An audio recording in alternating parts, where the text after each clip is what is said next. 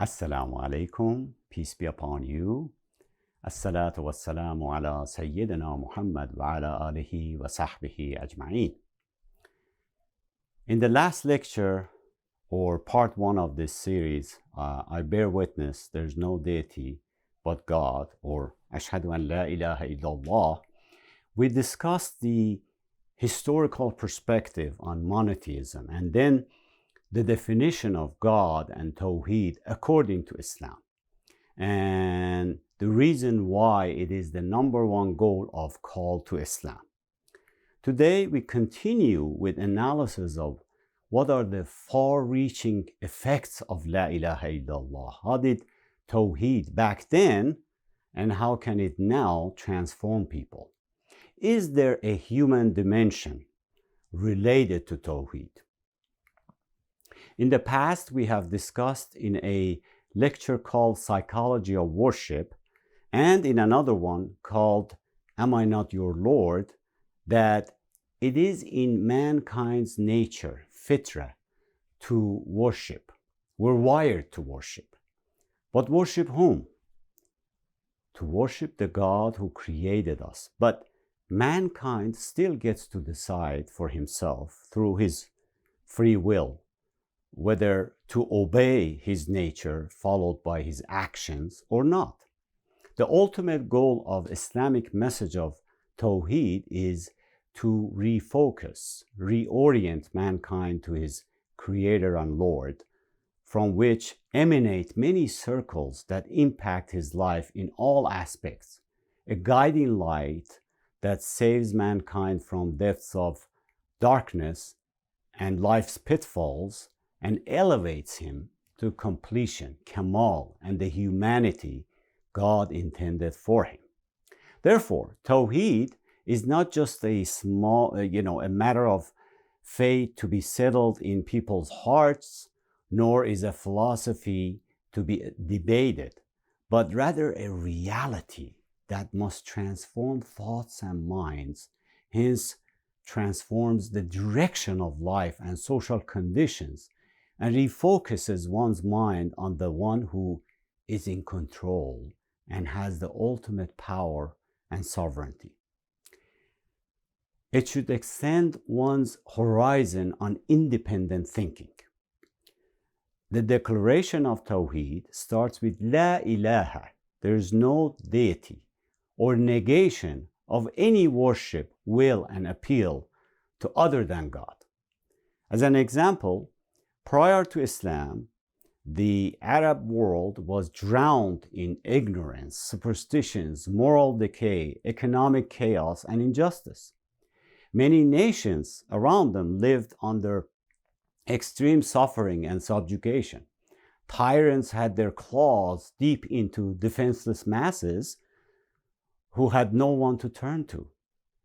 Human potential was used and abused toward oppression. If we assume for a moment a just and powerful ruler appears to save these oppressed nations and even succeed, how long would it last? Would he be able to remove all the sufferings? Of course not.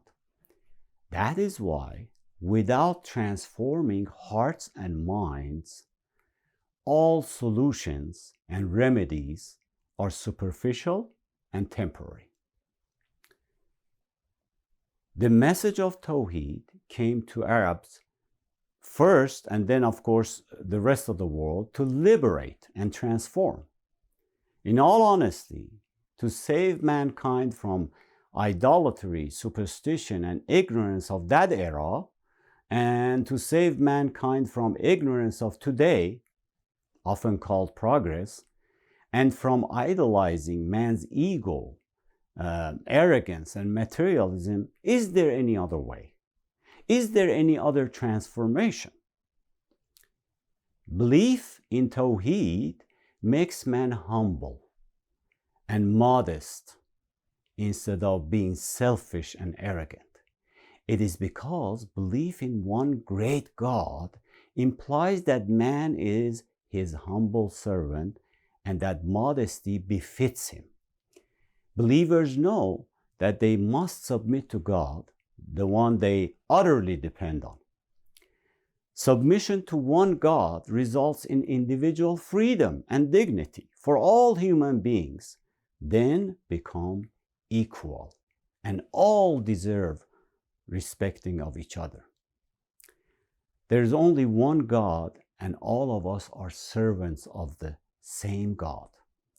Belief in La ilaha illallah helps the individual to live in unity with others. Belief in one creator gives a sense of oneness and harmony with all creation.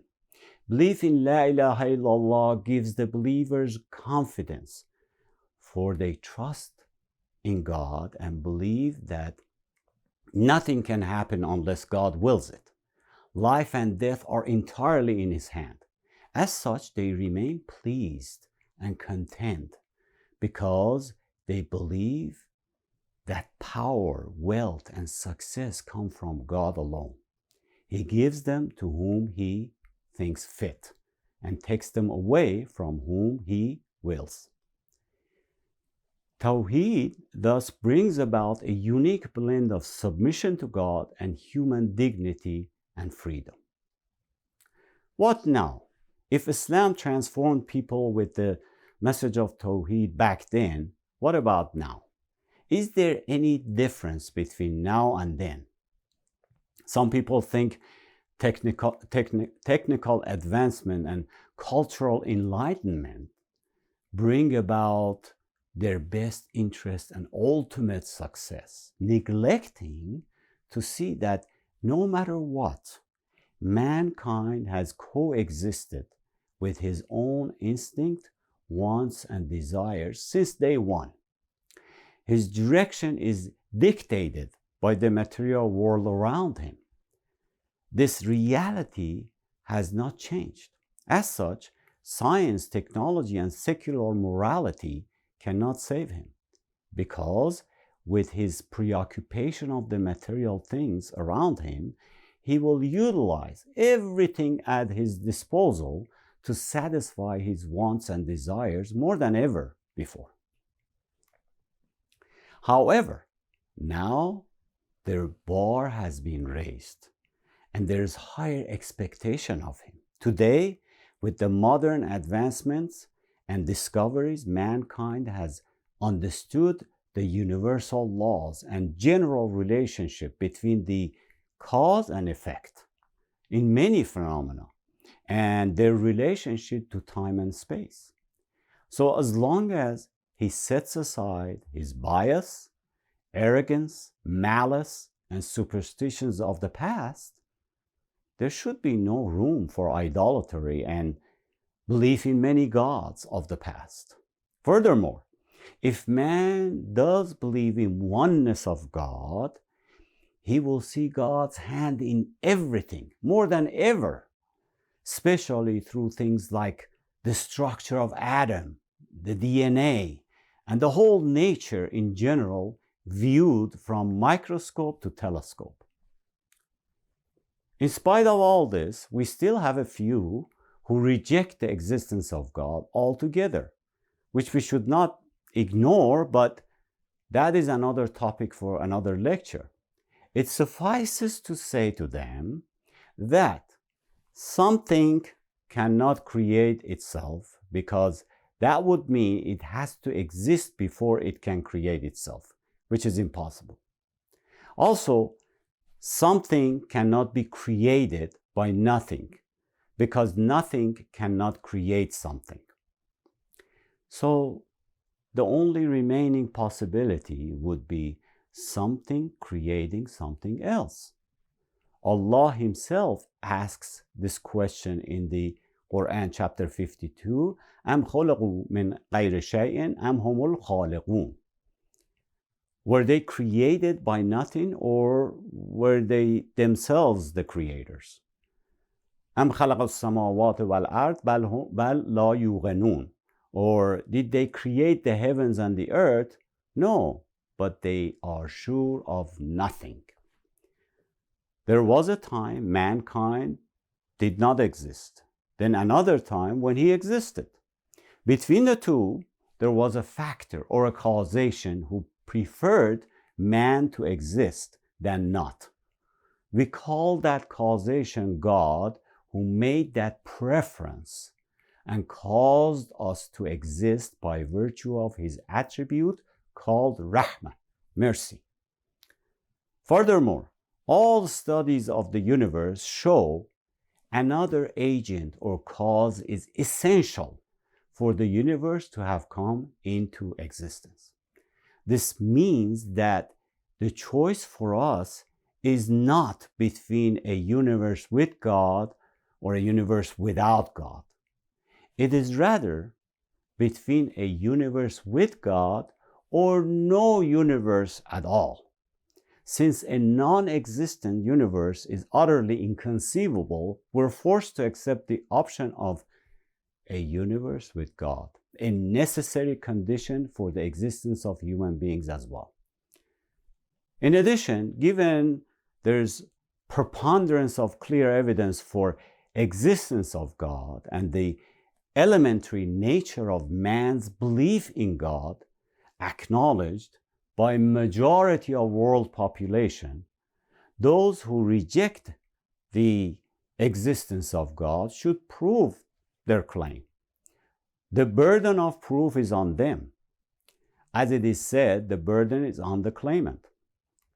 Plus, as we said last time, if they could show one small example of it, a self-created, self-originated, self-directed, self-sustained being, without any need and dependence, we could then perhaps generalize it to other things.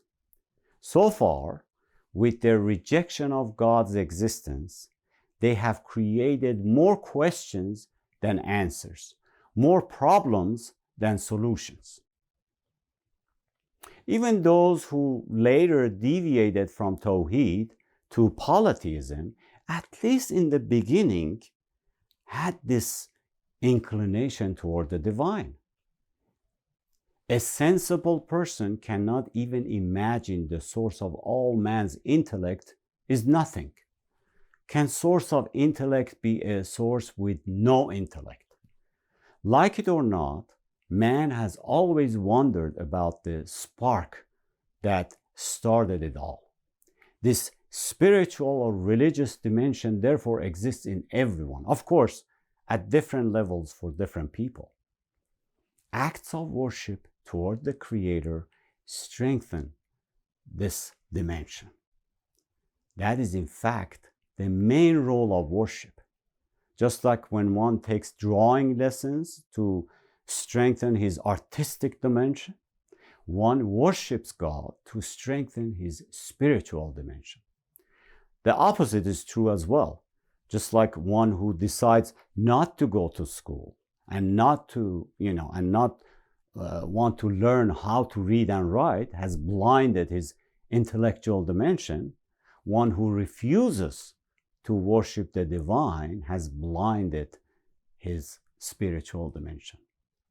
That is why the Quran appeals to our intellect. However, the Quranic way of thinking has directions. When it wants people to think, it does not attempt to define the thinking itself, which is really in human nature. Rather, asks mankind to think about something, gives the subject to think about, like قُلْ سِيرُوا فِي الْأَرْضِ فَانْظُرُوا كَيْفَ بَدَأَ الْخَلْقِ. Say, travel in the land and see how He, God, originated creation. Here, Allah is asking people to travel and see the wonders of His creation, contemplate how everything started, how the whole ecosystem is interconnected, how He originated this universe. In other verses, the Quran asks, who do you think created all this?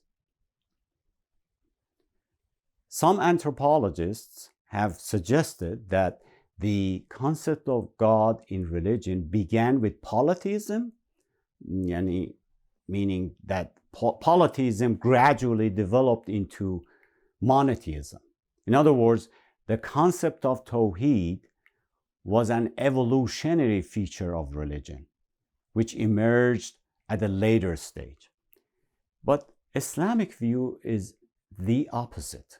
According to Islamic belief, the concept of tawheed has existed since the beginning of human life on earth. The first man, Adam, peace be upon him, was the first messenger of God. It was this first man and this first messenger who taught early human beings the oneness of God.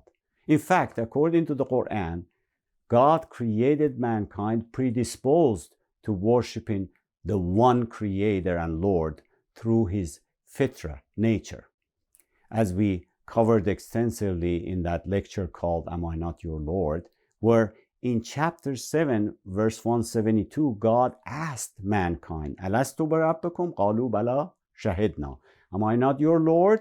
They replied, we bear witness that you are. All in the language of fitra, man's nature. What the verse is trying to say is that mankind has a spiritual dimension with tendency toward the truth of existence and creation, a tendency to understand where we came from and for what purpose, a tendency to worship. Let's expand on this point. Human body and soul has multiple dimensions to it. For example, first dimension is human instinct, like procreation, eating, or breathing.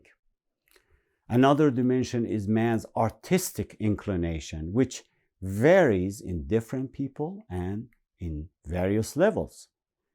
This artistic dimension can range from, standing in front of the mirror, straightening the one's collar or combing the hair, setting up a beautiful dinner table, or little kids drawing, all the way to a poet creating a masterpiece poem or a painter drawing a masterpiece painting.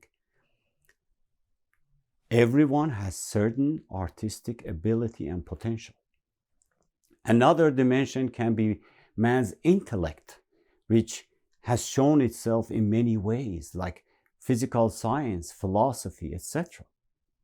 And then there is this spiritual dimension or religious dimension.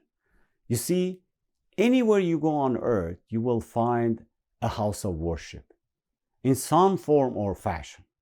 The most popular kind called mosque, church, temple, synagogue, etc., in some of which you will find idols, saints, articles of worship, or representative of divine and rituals of all sorts, all of which proving there is a religious or celestial dimension to mankind, even though in many of them the acts of worship are not done properly because God alone is not worshipped. Because just like mankind can make mistakes in his intellectual dimension, he can do so in his religious dimension as well. When he wants to show the paragon of power, for example, he points to the sun or the moon or a saint instead of the one who created them all. As we see in the story of Abraham, peace be upon him, where he kept going through deductive reasoning until he reached the correct conclusion. In reality, he skipped through sun worshipping, moon worshipping, and star worshipping until he concluded, he ended with the creator of all heavens and the earth. This religious dimension exists in everyone, as Allah calls even the idolatrous belief as a religion, which also has rituals. Even communists celebrated and paid tribute to Marx and Lenin as they commemorated these prominent characters with veneration. Just like there are different levels of artistic dimension, there are different levels of religious dimension. ranging from an idolater all the way to pure monotheists, such as prophets and messengers of God, who dedicated their lives inviting mankind to worshiping God alone. All these manifestations are the proof for having this spiritual dimension. The covenant of "Am I not your Lord?" therefore exists in everyone's spiritual DNA. However, the I in "Am I not your Lord?" has been defined in different ways. One sees him in a star, another sees him in the sun, yet another sees him in an idol or a person, which are all deviations from the original covenant, deviations from what we are wired to worship. The messengers of God came one after another to correct this deviation and invite people to worship God alone, who is the creator and sustainer of all, and to return people to the straight path that leads to him. They did not originate monotheism or tawheed. They just appealed to what is already in man's nature, fitra, by inviting him to La ilaha illallah. Thus, the role of the prophets and messengers of God is twofold. One, to awaken man's spiritual conscious or religious dimension, which had been asleep or neglected or deviated. Two, to make sure mankind is fully warned, so there are no excuses in the day of accountability, as the rest of the verse 172 points out. The cause of this negligence or spiritual sleep is man's preoccupation with material things around him. The Quran says in chapter 96, إِنَّ الْإِنسَانَ لَيَطْغَى أَنْ رَآهُ اسْتَغْنَى. But indeed man transgresses because he sees himself self-sufficient. Or in chapter 25 says, have you seen him who has taken his desires as his God? Now, an interesting question comes up.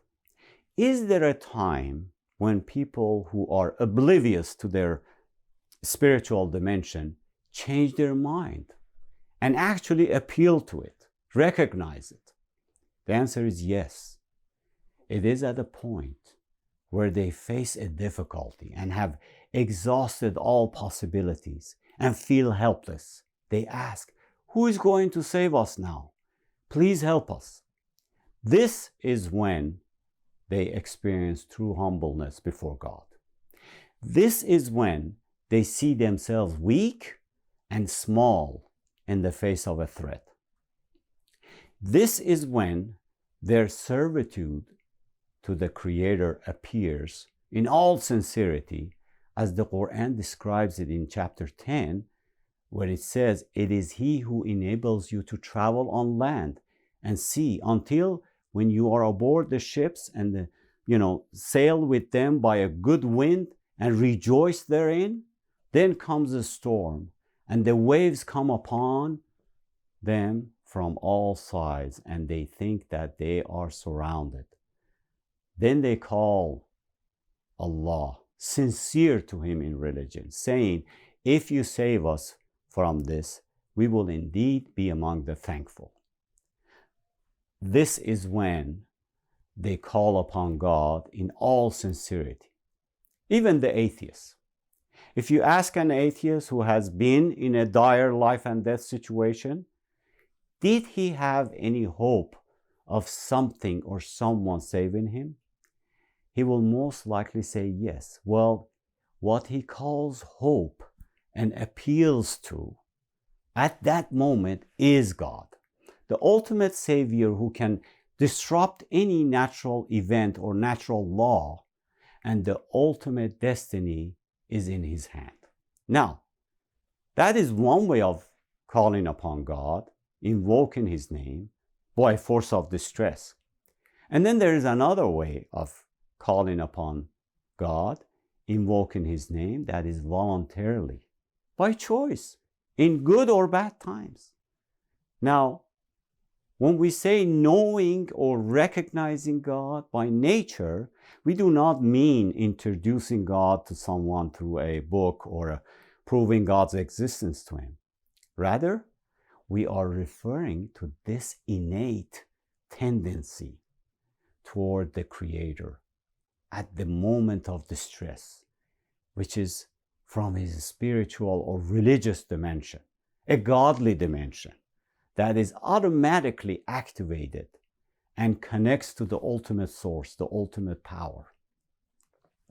The Quran reminds us in various ways, like in chapter 27, أَمَّنْ يُجِيبُ الْمُضْطَرَّ إِذَا دَعَاهُ وَيَكْشِفُ السُّوءَ وَيَجْعَلَكُمْ خُلَفَاءَ الْأَرْضِ أَإِلَٰهٌ مَعَ اللَّهِ قَلِيلٌ مَا تَذَكَّرُونَ.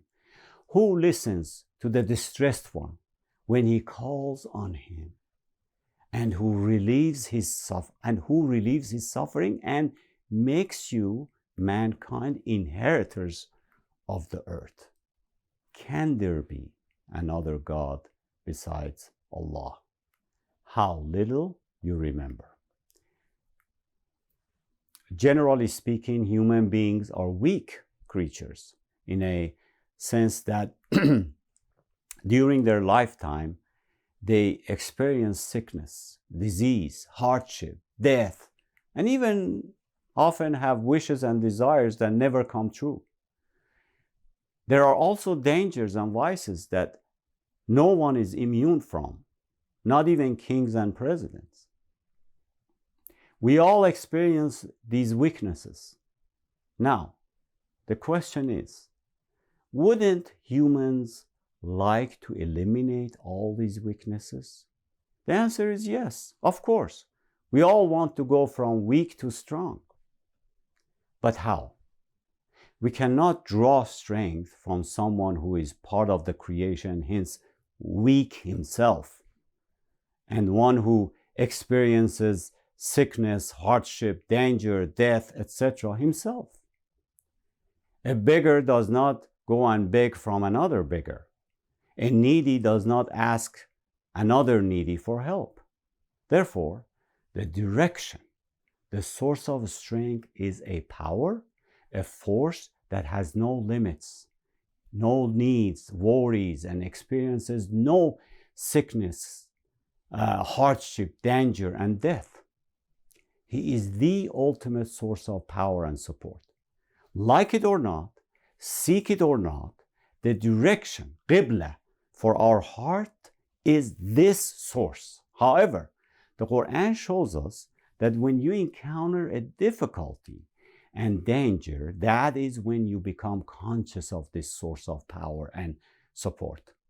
The Quran wants you and I to have a humbleness within our conscious at all times, that which is always observed by those who are God conscious. But for those who are not, or do not even believe in God, once they experience a hardship, a calamity that they cannot prevent or overcome, they suddenly become humble before God, appeal to God, and ask for His help. Your ubudiyya, servitude to God, will appear at that point. As such, the Quran gives an example of you in the sea, and while the water are calm, you are happy and perhaps not even thinking of God. When the storm comes and you no longer feel secure and fear of getting drowned, then you remember God and ask for His help. Even the atheist, once he rescues you and you get back to the shore, you forget again. In chapter 31, we read, when a wave covers them like the canopy of cloud, they call to Allah, offering Him sincere devotion. At the same time, about the spiritual dimension and our nature, we said, when God asked everyone in every generation of mankind, am I not your Lord? And we all said, indeed you are. Was this a real conversation in the same language you and I speak? Of course not. Then how did he ask, and how did we as human beings reply? We mentioned various explanations offered regarding this verse in the lecture called Am I Not Your Lord? So we will not get into that aspect. But in short, to understand this, one must study the Quranic verses that talk about God's conversation with other things. As you know, the Quran has two expressions for God's commands. One is formative, takwini, so when God says be, and it becomes. The other expression is tashri'i, which are related to sharia, which include commands and laws, like you are forbidden to eat the flesh of swine, pork, which one can obey or not. Whereas in his takwini language, he says be and it becomes. No free will involved, but expressed in a way similar to human conversation. For example, in the following verse, God is talking to earth. But earth in reality does not talk like humans. The Quran expresses their act of obedience, or shall we say, their reaction or response in a conversation form. In reality, God does not talk to them and they don't reply in a conversation form. Rather, the command is given and other things are responded by obediently and promptly reacting and submitting to his command and doing what needs to be done. It is all about this takwini language. For example, in the story of Noah, peace be upon him, when Allah wants to say, I stopped the rainwater and the water gushing from earth, he could just say, I stopped it, which is what happened. But his command is expressed in the Quranic language as a conversation. In chapter 11, as it says, and it was said, O earth, swallow your water, and O sky, withhold your rain. And the water subsided, and the command was fulfilled.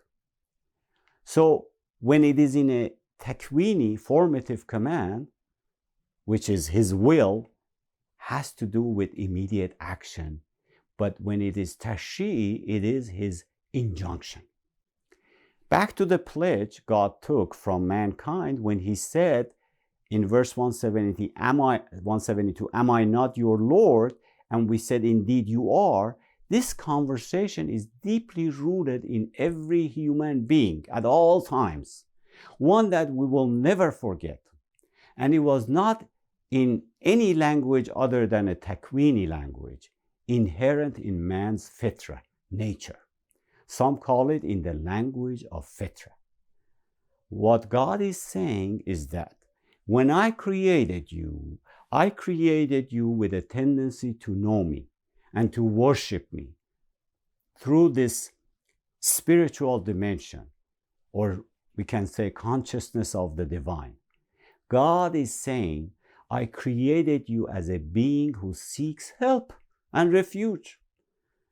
I created you as a being who is needy, who is dependent on an external source, external power in order to face difficulties. By your very state of being and this very nature predisposed in you, you have accepted and said, yes, indeed, I am your Lord. This also means God says, when I placed peace in your heart by your mentioning my name, remembering me, in reality, I asked you, am I not the source of peace and tranquility to you? And you said yes. When you need to seek spiritual or physical refuge while facing a hardship in the language of creation, I have asked you, am I not the refuge to you? You said, yes, indeed I am. This state of spirit and mind is in every human being and can never be forgotten, because it is in the Takwini language or language of Fitra. The Quran says this state of mind and spirit, or this spiritual dimension, exists in every single human being since the beginning till end of times and cannot be replaced, but can be turned up or down. I can dial down this spiritual dimension in my nature by ignoring it, silencing it, or suppressing it. As an example, when you tell a person who has never smoked a cigarette to do so, and tell him to swallow the smoke, what will happen? He will choke and start coughing. His body and nature rejects it. Unlike a wholesome food, the smoke is alien to his nature. However, the same person's nature will change if he insists on smoking and it becomes habit, which then gets to a point where he will actually enjoy it. And to the point, if he gives it up for a day, he will get sick into withdrawal. It is the same thing with the spiritual dimension. When you see some people who are worshiping idols of some sort, ranging from humans to things, or some people who do not even believe in God, you wonder what happened to their predisposed spiritual dimension, their nature, fitra. Is it missing? No, it is not missing. It is there. However, they have chosen to suppress it or ignore it based on their free will.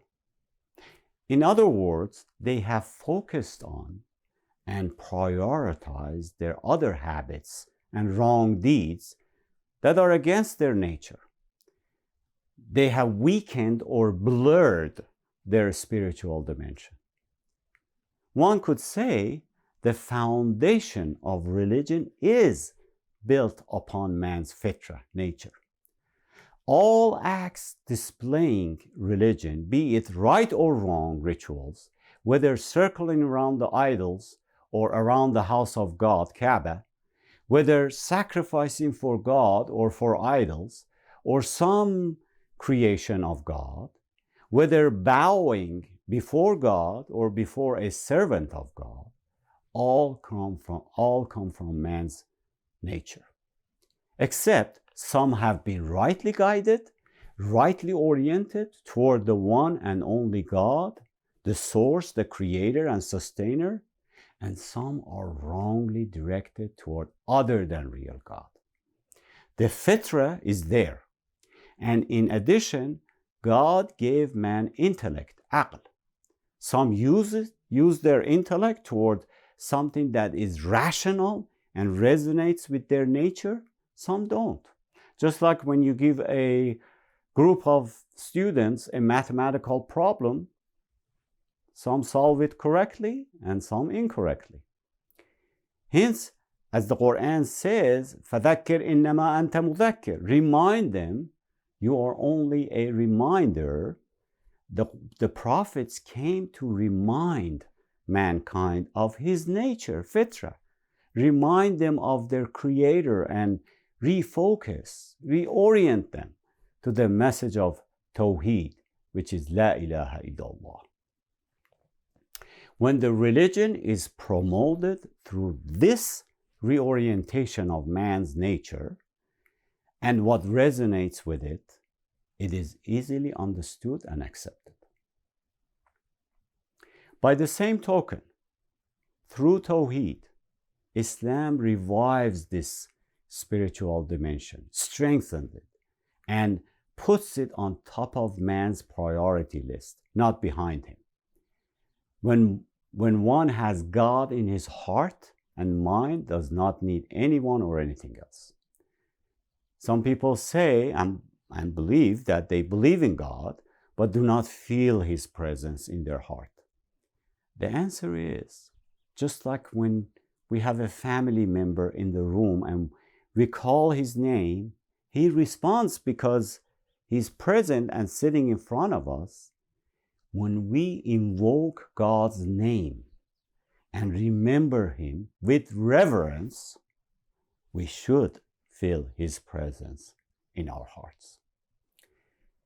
On the community level, tawheed is at the forefront of Islamic thought today, due to the fact that the need for practical manifestations of Islamic unity in a world fragmented by secularism, individualism, and nationalism.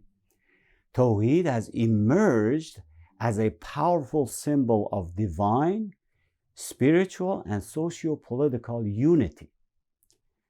As for the individual Muslim, Tawheed, or La ilaha illallah, is a way of life, as it should be for all mankind.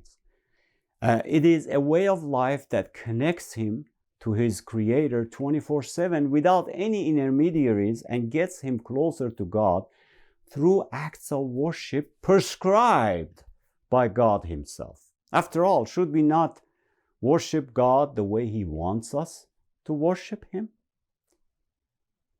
Practice properly, consistently, and in all sincerity, Tawheed guarantees mankind and his society with a happy, peaceful, and virtuous life here and a blissful life hereafter.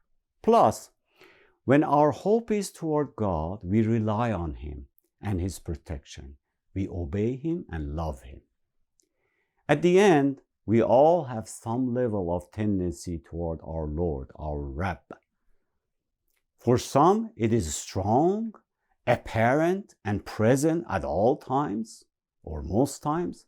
For some, it is not, due to the fact the other dimensions we mentioned earlier are much stronger than their spiritual dimension. Hence, they are preoccupied with other things most of the time.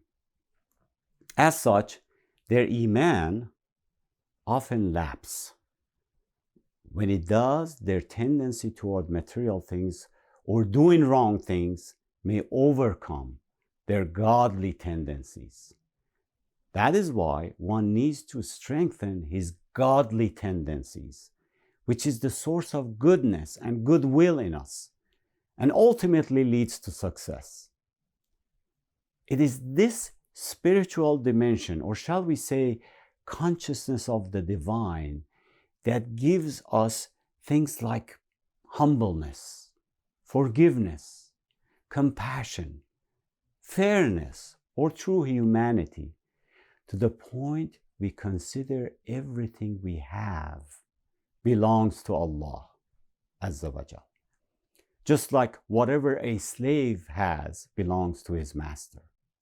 This is another aspect of Tawheed. Therefore, when someone sees himself as such before God, then all the sources of evil like arrogance, ego, selfishness, injustice in him are turned away. When is it that a person becomes godly, ma'navi? When you are in a situation. If you lie, you get more, or you win. Or if you make a false testimony, you will be rewarded. But you say, nope, I can't, I won't do it. Or when you can keep quiet and look the other way, you won't, because you know by being silent you are supporting a crime or an injustice. So you speak out because you believe the truth must come out. Self-sacrifice is another example.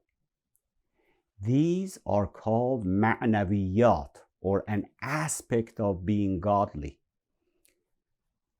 Unfortunately, we are often more consumed with the material things to the point we forget the ma'naviyat, or the godly work. So what can we do? We need something to remind us or strengthen our consciousness of the divine. That is where the Prophet, the Book of God, and continuous acts of worship, worshiping God alone, will come in. to remind us, to strengthen our connection with God, so we become godlier each day. Another aspect of human nature is to seek better things, to seek perfection. It's just that different people seek perfection in different things. Some in wealth, some in power, some in fame. Some people work toward better career, which lands them the perfect opportunity. You may be okay with your current job, but if you are offered a better position, which is more rewarding, more satisfying, with better recognition, you will be inclined to take it because it may just be what you consider as a perfect job or close to it.